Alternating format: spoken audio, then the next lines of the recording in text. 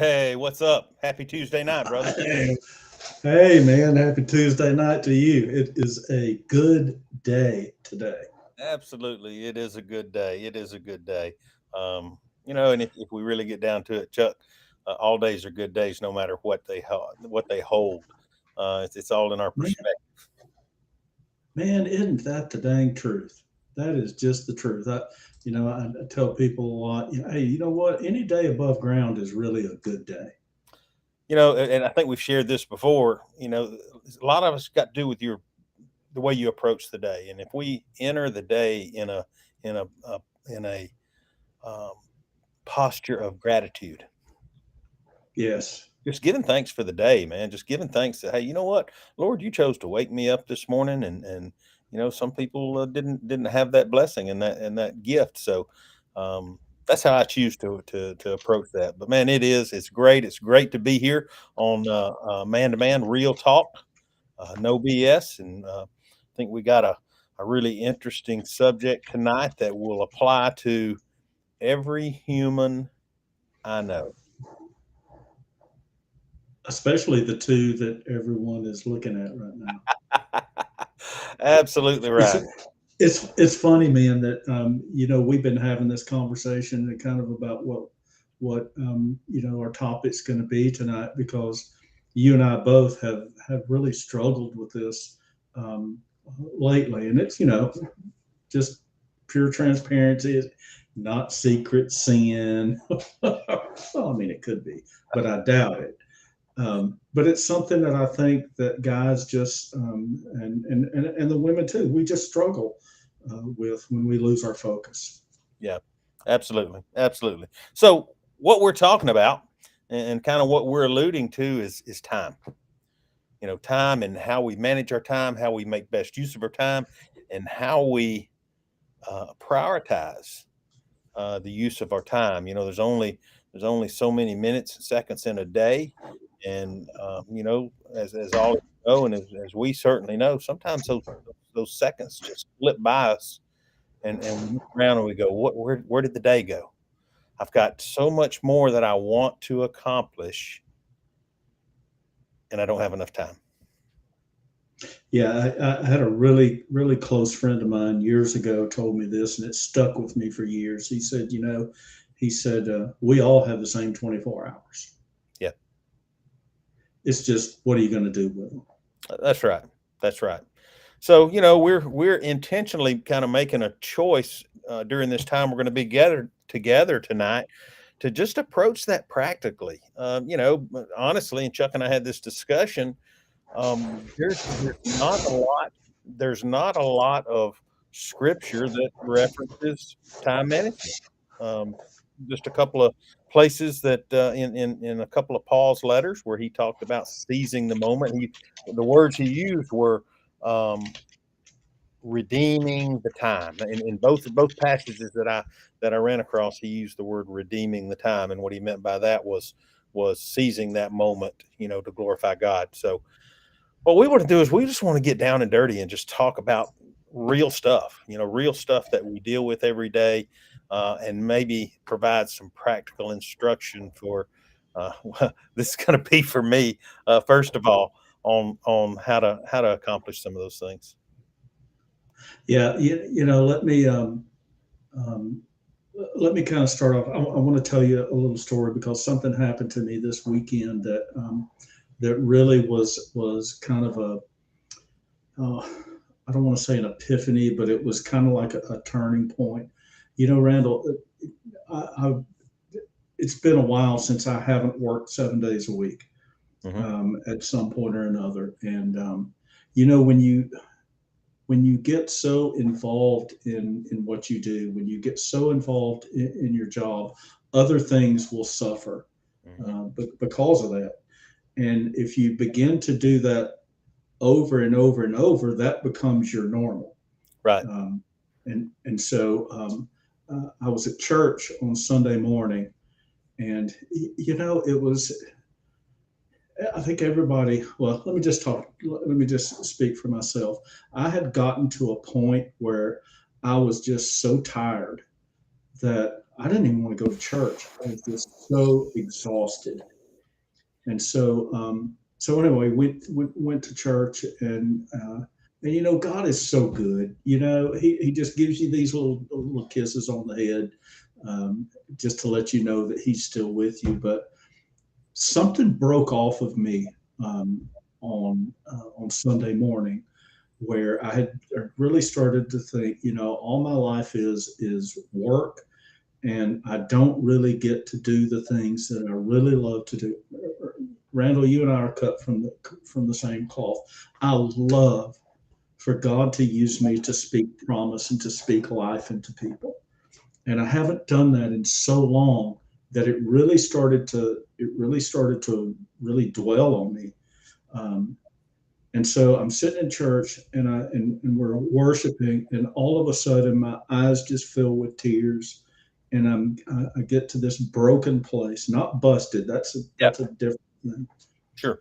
Um, and and I'm worshiping, and I open my eyes and I look over, and there's a young man standing by himself. No one is around him, and he is just weeping. And in that moment, God gave me a word for that man. I've never seen him before in my life. And so I walked over during worship, and I gave him the word that God gave me. And he just kind of fell into my shoulders. And I'm like, this is what I've been missing, because I got so busy with other stuff. Um, not Look, work is a priority. We have to make a living, but Yeah. there has to be that balance somewhere. Right. Right. And that is the word that kept coming up as we kind of um, talked about, what tonight would be about was balance. And that can be so difficult because everything that we're involved in wants priority. Right. Our work wants priority.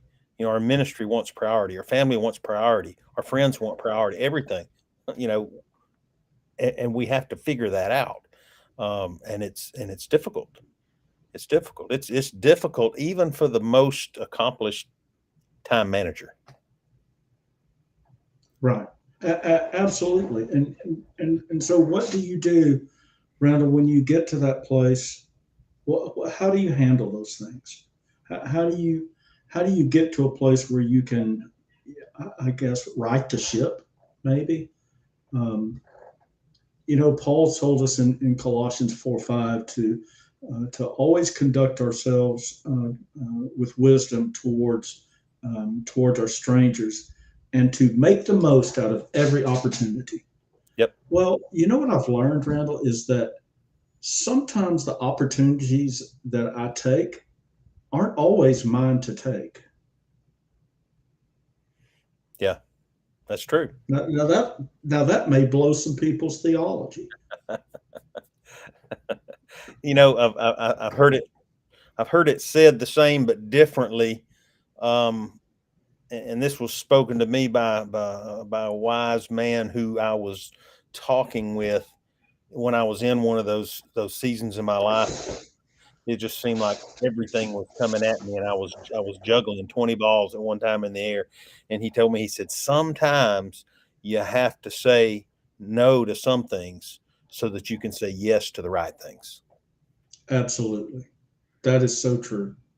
But that comes through prayer, man. For me, that comes through prayer, determining what the right things are, and from the guidance of the Holy Spirit in me to say, yeah, that's a task that I'm led to take on. Not a task I necessarily want to take on, you know, Hmm. but that's something that I believe God is calling me to.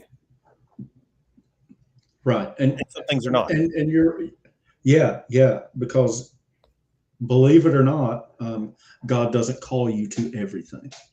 That's right. That's right. Yeah, you can hate me later if you want to. That's fine, but He In doesn't the, call us to in the words to, the to words of our friend Tommy Plunkett, "Hi, you don't like me now, do you?" That's right. That's right. You liked Uh, me a minute ago, but that's you it. don't like me Oh, now. you don't like me That's now. all right. Uh, anyhow, what we kind of want to do tonight is we kind of want to get this conversation started, and we hope that some of what we're going to share tonight um, is some common sense and some practical ideas, information, whatever approaches, whatever you want to call it, um, to being able to prioritize and manage your time a little better to reduce stress. Because man, when you know as well as I do, Chuck, when we feel like we're running out of time, anybody, what happens, man? Our blood pressure goes up, and we get in a frenzy, and and me, if I get like that, I start making mistakes. I start making mistakes in the things that I'm doing because I can't focus on this because I'm trying to focus on this at the same time. And so hopefully we'll be able to give a little practical information, just help folks kind of have a plan. Yeah, absolutely. Um, the the danger for us as men is we feel like we have to be so engrossed in our jobs and in those kind of things that we sometimes forget that our families need us to be engrossed in them as well.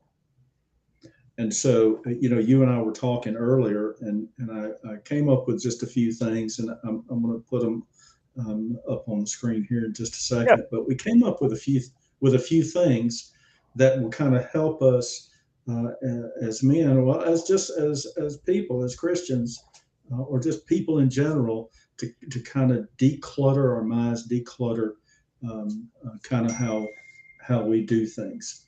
So the first one, when we start getting in that place where and I didn't make these up, by the way. I read these today and just took notes. So full disclosure here. Um, Pause and denormalize. Randall, we talked before, and one day we're going to record our conversations and play those, so people will really know the real us. But we have to kind of stop and denormalize. We said we get so engrossed in all of these things that we do that the chaos becomes what our normal is. Yeah. Yeah. Yeah. And that can happen even before we realize it's happened. Yeah, yeah. I mean, as I said earlier, and I know you do the same thing sometimes. I can't remember the last time that I took an entire day off from work. I work 7 days a week, and um, and that does not need to be not my normal.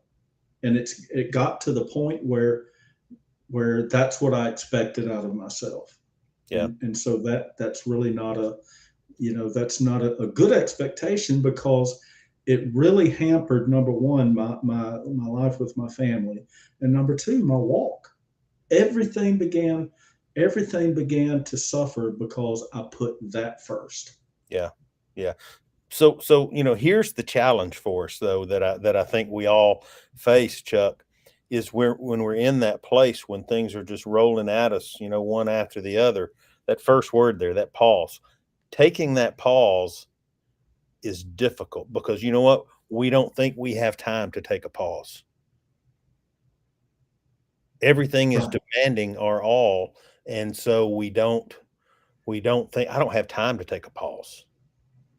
Well, yeah, you do. Yeah, you do, and it's healthy that you do. And sometimes taking that pause, taking that moment, even just to stop and breathe out and kind of look around and get your bearings from the the hustle and bustle or whatever you want to call it, madness in some cases. Uh, Sometimes even just that pause for a moment can be very refreshing. Yeah, and it's scriptural. Be still. God tells us, be still. That means to pause, be still, and know that I'm God. Yeah, Because when we get into that place of chaos, that's when we get the stress, that's when we get the anxiety. We try to do all of these different. look, we try to do everything and get nothing done. Yeah. Yeah. So I see here, Chuck, that it's popped up that our buddy Travis is watching us. I don't know if Travis has the Restream link still. Hang on But a second. Travis, if you're still watching, man, we'd love to have you jump on with us, because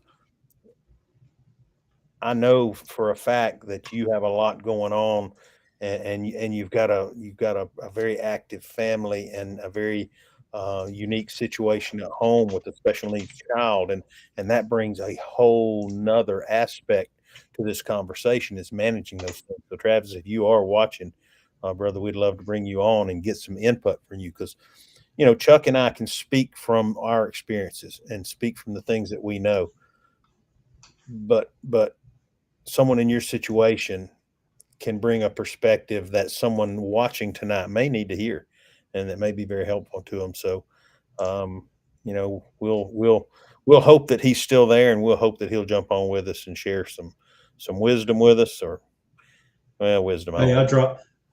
I sent him the link, so I didn't give him a choice. So when I see him pop up over here, I'll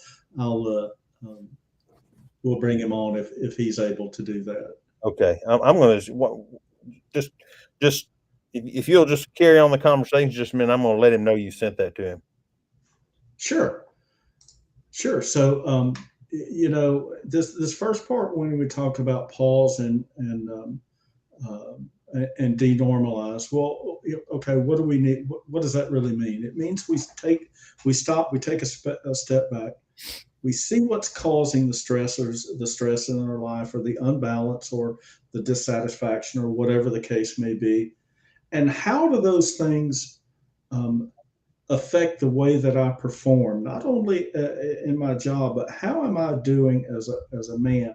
How am I doing as a father? How am I doing as a husband, a grandfather, a great grandfather, whatever the case may be?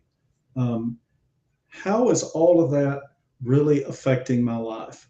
And here's the key, Randall, is sometimes we have to like go to our wife and say, "Hey, how is this? How do you see me in this time right now?" And get ready for the I know answer. you've done. Yeah, I know you've spoken to me about doing that. A lot. But yeah, and you're right. You have to have some skin on you. Well, and here's the deal. You're at that point, if you're real in what you're saying, and you should be, you need to be prepared for a real answer. And I feel pretty confident that Denise, your wife, is similar to Lisa, my wife, in that way. Lisa does not just going to tell me what I want to hear. She's going to speak her heart to me. She's going to speak it in love, and she's going to tell me, and has, I feel left out. Yeah, Or even, and she's told me before in some of those times, I don't have to be at the top of the list, but I'd like to be somewhere on the list. And that's painful to hear, because as we strive to be great husbands and we strive to be great leaders in our family, that tells me, and that says, hey, you know what, you're missing the mark, and you've lost the right, balance. You've lost that balance that you need to maintain so that everything can stay healthy. So be ready. right. Be ready for the answer. Yeah, yeah. And when it comes, understand that if that's your spouse, that they're not your enemy. Right.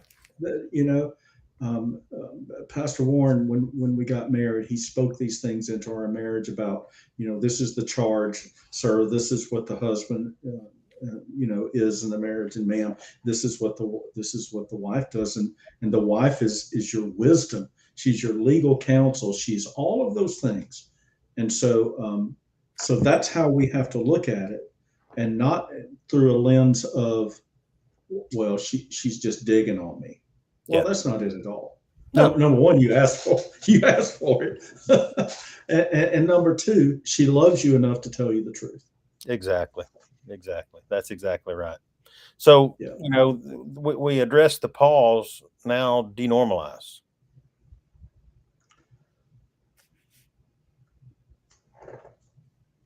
Is what you have now as normal?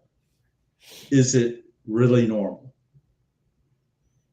Yeah. or is it abnormal? Yeah. abnormal. Look, 70 hours a week is not normal. No, no, I don't care. I don't care what. I don't care what anybody's paying you. Now here's the deal. Some would say, well, I'm a single guy. I don't have a family to tend to. I can do 70 hours a week. You can do it, but that doesn't mean it's healthy. Right. I've seen people literally work themselves to death. I've seen Yeah. people literally work themselves into such a frenzy, such a stress over a job that they fall over dead. And that's not normal.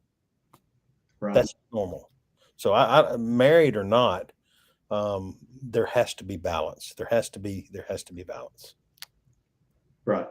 Yeah, there does. And to that single person, you may can work that 70 hours, but where is your downtime? Where is your time with the Lord? Where is your time with spending time with men of like faith?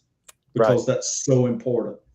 Um, and here's what really hit me, Randall, is that you know what? If I work myself into an early grave, um, before the grass grows up, my position will be refilled already. Absolutely.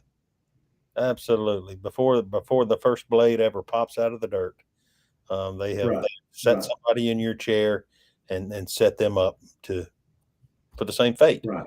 So Yeah, absolutely, understand that when you find yourself in that place where you're overwhelmed, and I think that's a pretty good indicator when you begin to feel overwhelmed, and that threshold is different for different folks. Some folks have a higher tolerance for those things, but when you start to feel that overwhelmed feeling, that is the time when you need to stop for a second, breathe out, look around, and say, okay, you know, something's got to give here. right. Something's got to give. That was an amazing segue into number two. I love the way that you did that. That was pretty awesome. Yeah, completely so unintentional, by the so way. so pay attention to your emotions. Pay attention to how you. Well, I'll just say this: when you are emotionally charged, you do not respond; you react because a response takes time for you to work that through logically. Yeah, Um, and so, if one thing will get you in trouble, it's emotions, because you're speaking from what's really going on in your heart at the time. And the word says, above all things, the heart is what is deceitful, yeah, above all things. But when you have emotions that, and I know we've all been to this place where we're like, man, that's just not me. That's not who I am. Take note of that because that's a warning sign for you. absolutely, absolutely, and I think we've probably all found ourselves in that place before, and I don't know if I've shared this story with you or not before, but I was in a place about 2 months ago, and I was very uncharacteristically for me overwhelmed and anxious and in a place that I'd rarely find myself. And Lisa spoke the words to me, "You are not even yourself right now." She spoke them in love, but Yeah, it was an eye opener.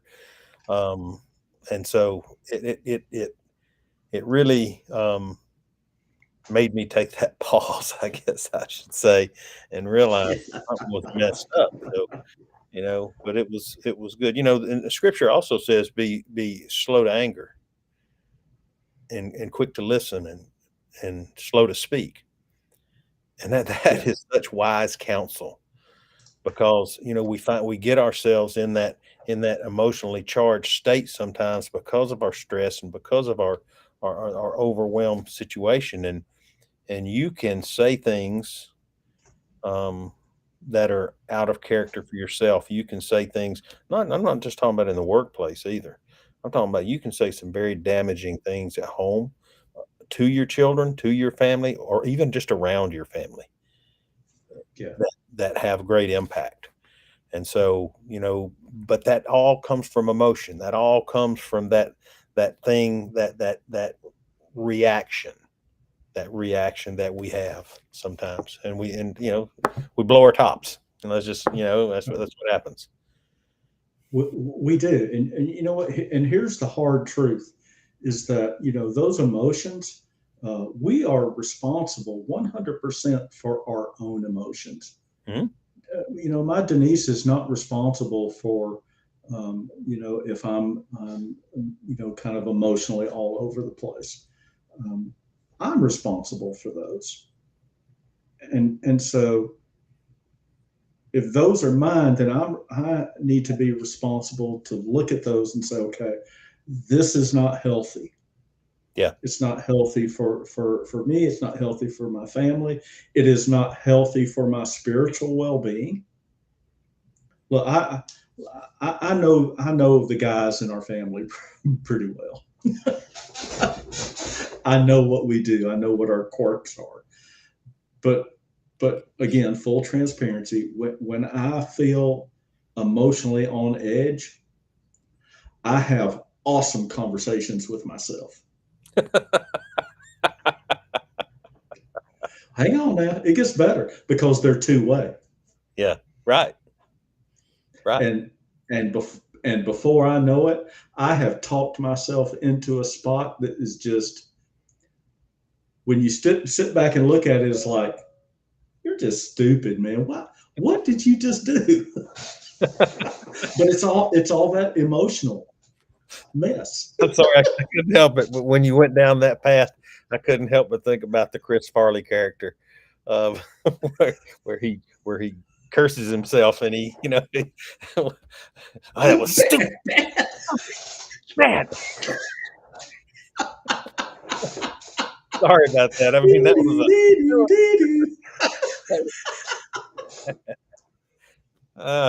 so that's where my brain works. Yeah, for me, when I get in that, and this is very uncharacteristic for me, but when I get in that kind of edgy state, I bite my fingernails. And I don't Yeah. bite my fingernails. I don't bite my fingernails. And sometimes I'll realize after a while that, man, I got one that's like, golly, what did I do? But Yeah. Me too. but it's because that I haven't caught myself and taken that pause. And maybe one should have been two and two should have been one. I don't know, but we keep going back to taking that pause and looking around and going, you know what, this is not me. This is not who I am. Um, Right. so yeah, yeah. So I mean, I'm gonna tell you something. For number one and number two so far for me are really, really helpful, and I'm glad Yeah. you got these wherever you got them. It's a great, great, great practical advice. Yeah. And so the rest of them are actually, um, actions that you have to take. The Oh the crap! first two was kind of, yeah, you can't just say, I have this problem and just be done. I'm gonna go have a taco now. You Of can course, have that I told taco. Denise, You can have that taco. yes, But you that's can. not gonna solve the problem, probably. Look, I told Denise I'll get in a strange van for a taco. I don't care. Down by the river. That's right. Down by the river. Oh All right. Number three, yeah. we got to reprioritize. Ah, Once you get, figure out, hey, this isn't normal, and this is the emotions that it's creating. Now I have to reprioritize. And so, okay, what are your priorities? Word of God will tell you what your priorities are. 100 out of 100 times, I'm willing to bet, Randall, that when we get into these places where our emotions are all in play and everything is chaos, that God is not our number one priority. whoa! I need a It taco. doesn't mean we've walked away from our faith. That's not what I'm saying. No, I hear you. I hear you. Keep going. But but the amount of time we spend with him, the amount of time we spend in the word, the amount of time we spend in worship, the amount of time that we spend in prayer, for a lack of, well, just to be honest, is negligible. I would say We that put him on the back burner. I would say that is true, and again, that's something that sometimes happens um, before we even realize it, and we get all of our priorities out of whack. Now, I do want to say this. You know, when I'm at work, yes, God is still my number one priority if things are as they should be, and then work is that next highest priority because that's where my focus needs to be at that time. When I come home, work is no longer my priority. So those priorities can change depending on, who you're with, what you're doing, whether you're at home, whether you're at work, whether you're, at your kid's ball game, whatever. I mean, those priorities can change from work to family to um, whatever. So the last thing that should happen is that you get home to your family and work remain above them on the priority list. Yeah. Yeah. And that's tough. That's a tough one for me personally, because, with my job, I'm pretty much on 24/7, you know. Um, and so, man, that's hard. That's hard to manage. It's hard to manage that piece. It Um, is. It is. but, but to a large degree, it's possible. Yeah. We just have to work at it. Yeah. Um, And I'm going to say this, when I'm at home, it's not that I never think about work. It's not that we never talk about my work or Lisa's work or whatever. It's just a topic of conversation. Our priority at that point is time together, right. and then whatever that conversation is. But I find it very easy, Chuck. I'm just going to be straight with you. I find it very easy when I come home and I unplug from work, dude. I'm unplugged. And maybe that's a gift from God. Maybe I don't know what that is, but I don't have that issue like I used to have. Used to it was not that way, but it's and don't get me wrong, I love my job and I love what I do and I love the excitement of it. But when I'm at home, I'm at home. You Yeah. know, when I'm at church, when I'm in worship, I'm in worship. So um and again, maybe that's a gift, and I know that everybody can't do that. It depends on their job situation and on their personalities and Right. things like that. But I find myself very blessed in that way, and it's good.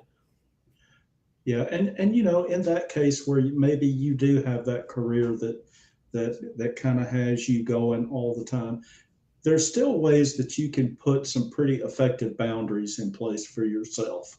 There you go. For example, church services. That's church. I mean, I'm sorry, that's church. Um, here's one that, man, I'm guilty of this, and I think most people are. Put the phone down. Dude, I knew we would get there eventually. And I'm guilty of it. Both my personal phone and my work phone. That Um, is such a societal problem,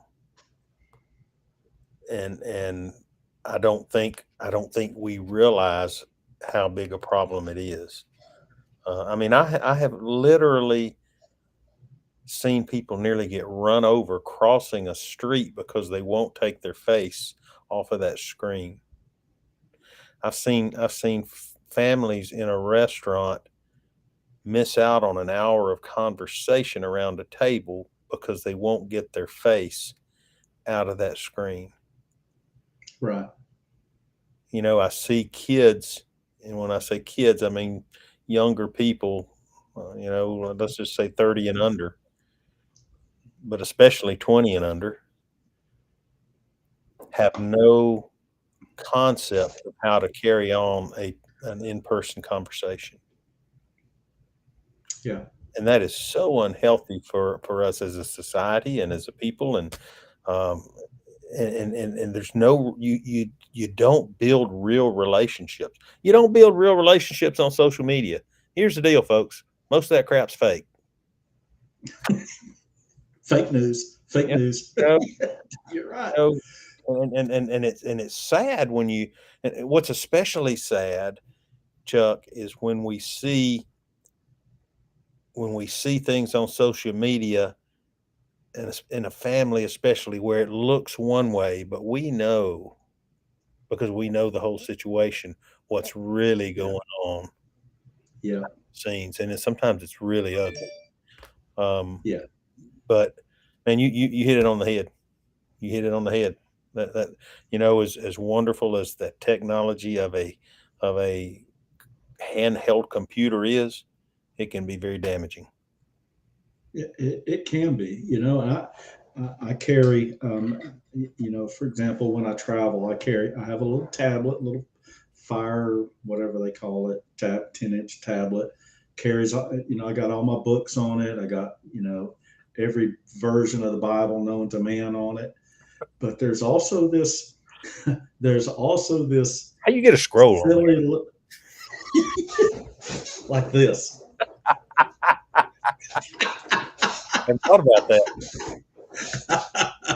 Hey, you got but, but you've also got all your social media stuff, your email stuff, and it's not bad. I mean, it's not, you remember hearing years ago, the internet is the devil. sure. Well, no, it's not. The How you devil is the devil. how you use it may be of the devil. That's correct. That's correct. Um, but it's just that I think we have gotten to a place where we don't understand, what's the word I'm looking for? Um, enough when enough is enough. Yeah. I don't know what word I'm looking for, but that's what I'm trying to get across. Yeah, balance. When I was taking a class years ago when I was in school on human behavior, and they did a study of kids. I believe it was a year-long study, kids between like 9 and 13. And they said if you watch those kids turn light switches on and off, they'll do it with their thumbs. Why? Because they're playing video games. Yep.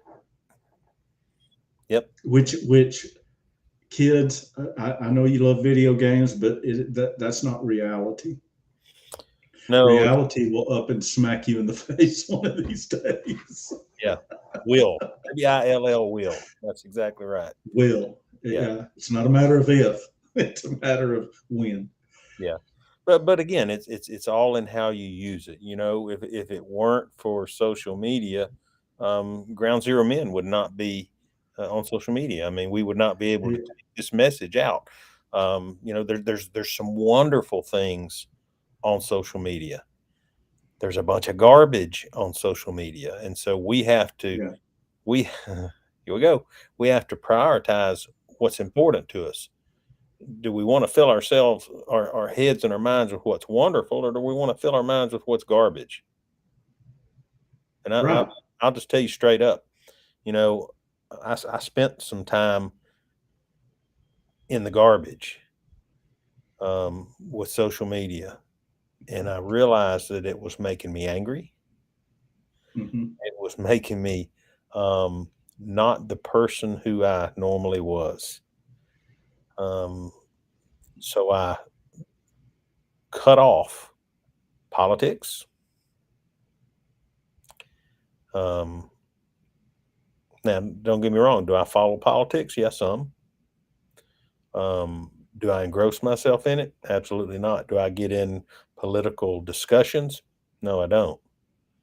Um, I pick and I choose on social media what I ingest.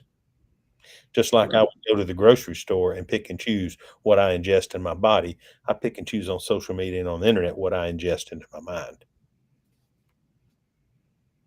Yeah, And absolutely. And you said it earlier. You know, the things that we see on social media for the most part is it's garbage. yeah, It it it's not true. I'm not saying everything is. I mean, there like this. This is good. that was good. That was a this good is this recovery, is Chuck. this is good. Yeah, So this is one of those. This is if you're seeing the garbage, watch this. This is a healthy alternative there for you you go. because Yeah, we're gonna do our best to help you out. Which brings us to consider what your alternatives are. you're on fire, bro. I'm telling you, man. So you know, Randall, you talked about you kind of got engrossed in those kind of things. What did you finally figure out? Okay, this is the alternatives that I have. Um, yeah, the alternatives I found were things that didn't charge me emotionally in a unhealthy direction. I, Oh, so it would take you back to step two. you got it. You got it. Wow. But I had to, in order to do that, I had to pause. I had to pause. I had to realize that it was having this effect on me and that I really didn't want to have that emotional charging in the way it was doing it. And so I looked for what I looked for what I wanted to have affect my life and the way I wanted it to affect it, which was more uplifting, positive. Pictures of dogs. I love pictures of dogs. I love pictures of kids. Things like that. I love those things because they're uplifting. You know, you can't fake a dog. You're not gonna put a filter on a dog. You know, Hmm. you're not gonna fake the kids. The little kids. What you see is what you get, and that was what I was looking for. That was the alternative that I was looking for.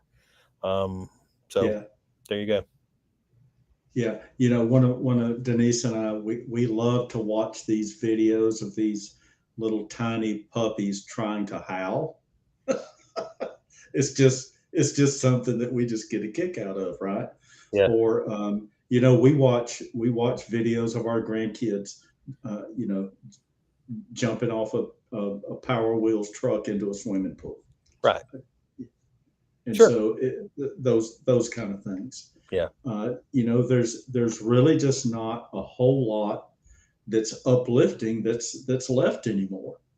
Um, And you know what that does? That reduces the amount of time you have with your face stuck in that screen. If you pare down those alternatives to what is good and healthy and uplifting and encouraging and edifying, ain't a lot left. So it doesn't take long yeah, yeah. for me. Here's what I would encourage people to do: go a whole week and just whatever it is you do, you know, you do. Then on your phones, go to where it says screen time, Ooh, I was going to get there. Go ahead. and see what your screen time is. I will guarantee you it's somewhere between 5 and 7 hours a day. And then go see which application you're using the most. There you I, go. I, I would almost tell you it's Facebook, Instagram, for 30 to 40% of that time. And if you do the math on that, I mean, the average person is spending about 4 hours a day on social media. Well, okay, so are you I don't have time aren't to you read. supposed to be working? My boss got mad because he said I'm not getting my work done. You don't know nothing. And look, and they posted, and it's posted on Facebook, right? Look, and I'm not saying Facebook is bad. That's not what I'm saying at all. You know, we utilize that. That's, you know, for ground zero men. You know, 95% of what we do is an online presence. Um, that's just because that's what it is. Um, but I don't know. I have no desire to see what people are eating for dinner. Uh, it makes me hungry and I'm fat already. Unless it's a taco. But unless it's a taco, like I said, man, I will do some sketchy stuff for a taco, man, and ask for forgiveness later. But you're right. Now, I was going to bring that up earlier. Uh, go a week and then on Sunday evening, look at your screen time, and it tells a Yeah, story. Absolutely tells a story. it does. But we do. I don't have time to read books. I don't have time to take my kids to the park. I don't have time to go play golf. I don't have time to get in the word. I don't have time to go to church. Look at how you're spending your time. Yeah, yeah, and look at how much time is being wasted, Yeah. Yeah. and that you will never get back. So here's something when we talk about considering our alternatives. You know what a great alternative is? Conversation.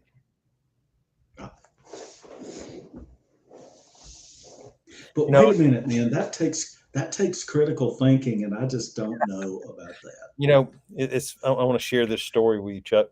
Years ago, after Lisa and I got married, we were sitting in a restaurant having lunch, and we'd been there for probably 45 minutes, and and a man came over, um, who was older than us and somebody that I knew and had respected for a long time. We kind of grew up with, and he said, "You don't have any idea how refreshing it is to see the two of you sitting here in conversation." Yeah, That was like, wow. I never really thought about it, but so many don't, I guess. right. It's just like I talked about earlier. Sometimes you go in and you see both parties. If there's two people at a meal together and they're both with their phone in their face, or either they're both just sitting there eating and there's no conversation. Now, don't get me wrong. One thing that gets my goat is people talking with a mouthful of food. I ain't about that, but you can have conversation. I mean, I'm sorry, man. This is real talk. That gets me. No BS. But If we're eating tacos, I am not talking to you. I promise. my point is, that is a time when we sit down and we break bread together. It's more than just about stuffing our faces full of food. That is a time to to to to kind of unplug, really. Yeah, Lisa and I have lunch together just about every day of the week, and we unplug, and sometimes we'll talk about how our mornings have been, and sometimes we talk about the kids. Sometimes we talk about the people sitting over in the corner, but no, we really don't. Um, just conversation, and it makes yeah, that time together very, very enjoyable. yeah, So try yeah. try conversation. It's a great thing. Well, okay. Well. So how do we do that? What, have What do conversation? we have? Yeah, we have to implement those changes. Dude, look at you again. Man, I'm telling you. Look, for a lot of years ago, I was an instructor down in Mississippi, teaching different kinds of classes, military studies and those kind of things. So that whole transition piece, man. You notice how I wrangled you back in as well? You did, man. That's like I felt like the hook, like you see on the stage, that hook pulling me off the thing. Hey, I want to say hey to my brother. I want to say hey to my brother Destin Noble, brother. That's my spiritual brother and my jail ministry partner out there, Destin. He's a good dude. What's up, Destin? Hey, we need to get Destin on here, at some point and have one of these conversations.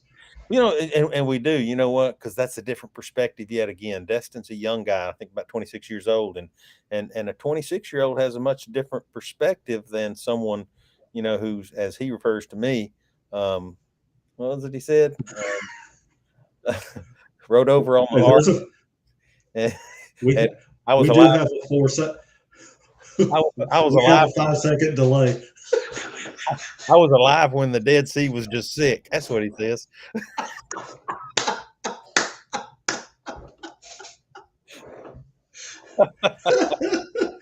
Oh, Yeah, we're gonna have him. We're gonna have him on here, and we're gonna talk about respecting your elders. I think that's a wonderful idea. I think Destin would get a lot out of that, and he might even implement some changes because of that. But see, that's a go do. Yeah, yeah, That which is the hardest part, man, yeah. because we get okay. I got all this other stuff, man. Okay, now go do it. I'm not ready.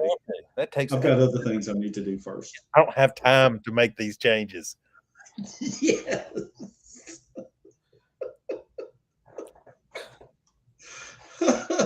so how do you do that, man? I can tell you for me what I'm having to do, and this is some things that I'm currently having to do for myself. All right. I'm having to put some boundaries on myself. Like I'm really trying hard to not spend as much time on social media, and I don't spend a whole lot of time on there anyway. Um, but I don't know. It just seems like some of the things that I read now, it's like, man, I got dumber reading that. Yeah. Yeah. And so I really have to put those boundaries um, on myself. When it comes to work, um, you know, if at all possible, try not to work at night. Yep. When we Denise and I talk with couples and counsel with them, we tell them, because the thing that always comes up is arguments, right? Mm-hmm.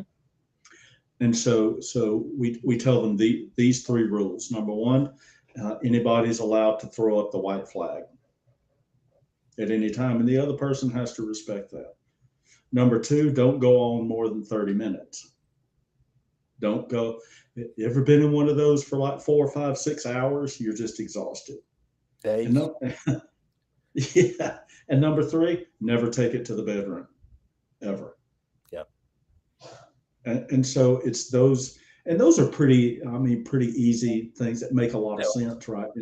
And so sometimes we have to put those rules on ourselves. Okay, I'm not gonna check my work email. I'm not gonna do this, that, or other. Understanding there are times when you have to do it. For example, sometimes I get calls at 1, 2, 3 in the morning. Okay, that's not what I'm talking about.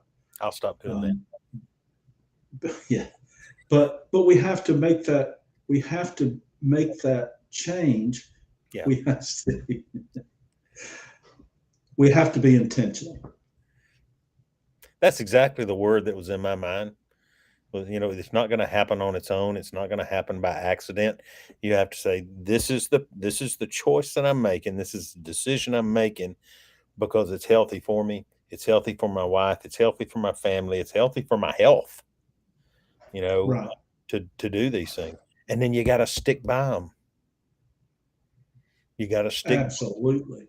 And that's not saying that you can't tweak, because sometimes we'll make a change. Sometimes I'll make a change in the way I do things, and it's not exactly 100. You know what I mean? It may be 90. Right. And I need to tweak it just a little bit to get it to where it's optimal. Right. So, we can be a little bit flexible there if we need to be. But, for me, if I'm going to tweak, I always tweak in the direction of healthy. I don't tweak back in the direction of overload or overwhelmed. Yeah, there's a difference between tweaking and compromising. Ooh, big difference. Yeah, absolutely. And so, from a work perspective, look, there's a lot of different avenues we can go down now. In the past 3 years, we've seen a lot of companies go to a remote or a telework situation. And I think that poses more problems at home than it does anywhere else, because I know it did for me, because when I was teleworking, I didn't have that, okay, here's quitting time. And you just sit and work and work and work. And next thing you know, your family's already going to bed and you've missed the whole thing. But you know what? If you can manage that kind of thing, Yeah. then that's an option you should talk to your boss about, talk to your work folks about. Yeah, and I You had that know, same experience. I didn't know when to stop, and I would look up and it would be 7:30 at night, and I started at 7:30 in the morning, and all of a sudden I put in a 12-hour day without meaning to. Now, there's nothing wrong with putting in a right, 12-hour day, but my wife has come in and she's waiting on me to stop, right, So yeah, we have to be really aware. We have to be aware of what's going on in that, and sometimes it's best if we can catch it before we get to the overwhelmed stage. But that's a pretty clear indicator that things aren't normal. Go back to right. go back to one. Yeah, Normal. They're not normal. yeah. Go back to start. Dude, I'm Yeah, gonna tell you something, and man. you know what? Go ahead. Go ahead. I'm sorry. And you know what? And that's, this whole thing. For me in my situation, this this really came to life when I kind of found myself at a spiritual place where I felt like I was almost dead, almost spiritually dead. And I went up and talked to Pastor Rusty a couple of weekends, a couple of Sundays ago, and I said, look, I'm gonna be honest with you, and the message he spoke was, I mean, I'm looking around to see if I'm the only one in the room, right? Yeah. And so, I said, I really needed to hear this, because um, I didn't even want to come to church today. And he kind of looked at me. He said, what's going on? I said, I'm exhausted. I'm mentally, physically, everything. I'm just exhausted. I said, but I needed to come and hear this today. This kind of jump started. It made me take pause Yeah. and listen. And so be aware, that put yourself in a place where you can be paused. That's good. That's good. That is really good. Man, this what you put together in these five practical things, man. This has been good. This has been really good, and I've really enjoyed this conversation. The kind of what we talked about before we jumped on here is, you know, these episodes, these things that we do. While we always want them to point to scripture if possible, and we try to plug scripture in when we can, but we talked about sometimes you can be so heavenly minded that you're no earthly good, and Right. sometimes real talk is just real talk, and it's about life stuff, and it's about practical instruction, and how you deal with the issues and how I deal with the issues and how Destin deals with the issues, or Travis or William or whoever it is, deals with those issues. And so this has been really, really good for me. Yeah, it's been good for me too, and I'd really love to, at some point get Travis or William and Destin and a few of us online, and just have those open conversations. I know I would get a lot out of it, and I think the people who are watching, or who may watch this later, uh, I think that might, some of those conversations might ring very true in their own lives. Yeah. And this is all, look, this is all to help sharpen men, to help guys, help people. But we're kind of directed at the men, the husbands, the fathers, to help us be what we're supposed to be in the place where we are. I heard Pastor Tommy um, say something the other day in a place where he was speaking down at St. Clair, and he was talking to the men there, and he said, I don't know I don't even know all that I don't know. He said, but I need you men to teach me so that I can teach my son. Oh, And that's good. you know, and that gets right down to it. Um, that we need each other. We need men around us. We need that circle of men who will do that, you know, who will teach Yeah. us from their own experience and their own wisdom, how to be that better man and that better father and better husband and better leader of the family. So, you know, that's what we're about. That's what we're about here at Ground Zero Men is creating that. And in saying that, our next Ground Zero Men's breakfast is going to be on the 19th of this month at the Cattle Stampede in Fort Payne at 9 a.m. Come on out there and get you one of those big old fresh homemade made to order waffle or omelets. And But you can get a waffle too. you can get a fresh made waffle too. You can get an omelet made on top of your waffle. You you can get pretty much You can whatever get a waffle. You can get a waffle inside your omelet if you want it with bacon. So with bacon. come on out. Come on out and join us for Ground Zero Men's Breakfast on the 19th. I'm going to talk with you in a little bit, Chuck, about a possible speaker and man that I had a lunch conversation with today who is, um, and he's really seeing the Lord move in his life, and it came from rededicating his life to the Lord, and what has happened in that amount of time is so encouraging to hear what can happen. So I'll talk to you about that later on, and we'll kind of see how that goes. But August 19th, 9 a.m., cattle stampede, waffles in your omelet, 9 a.m.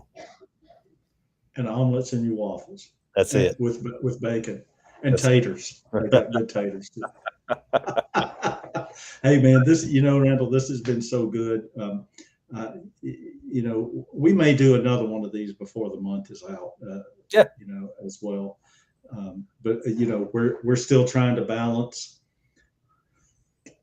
That's one thing we didn't talk about. Sometimes our ministry takes us out of balance too. That might be for part two. Yeah, maybe so. Maybe we bring on some folks who are in that realm, because no one can speak wisdom more than someone who has lived that circumstance. Right. So Right. sounds good, my man. All right, brother man. I love you, dude. I love you too. Always good to jump on here with you. Appreciate you guys, Destin, William, Travis, all you guys who have joined us tonight. Whoever else, if I've missed somebody, I don't see all the names. So we appreciate you jumping on with. I hope you got something from it. And if you want to get those 5 points, I would encourage you to check Ground Zero Men tomorrow. I got a feeling Chuck is going to post those 5 points at some point. I know what that means. Because I think they're worth posting. They are. So we'll throw and that out I there. will definitely get those up there. All right. We love you guys. We'll see you next time. We'll send out the word when we're going to be on, but we'll see you then. All right. God bless you guys. We love y'all. Have a great night.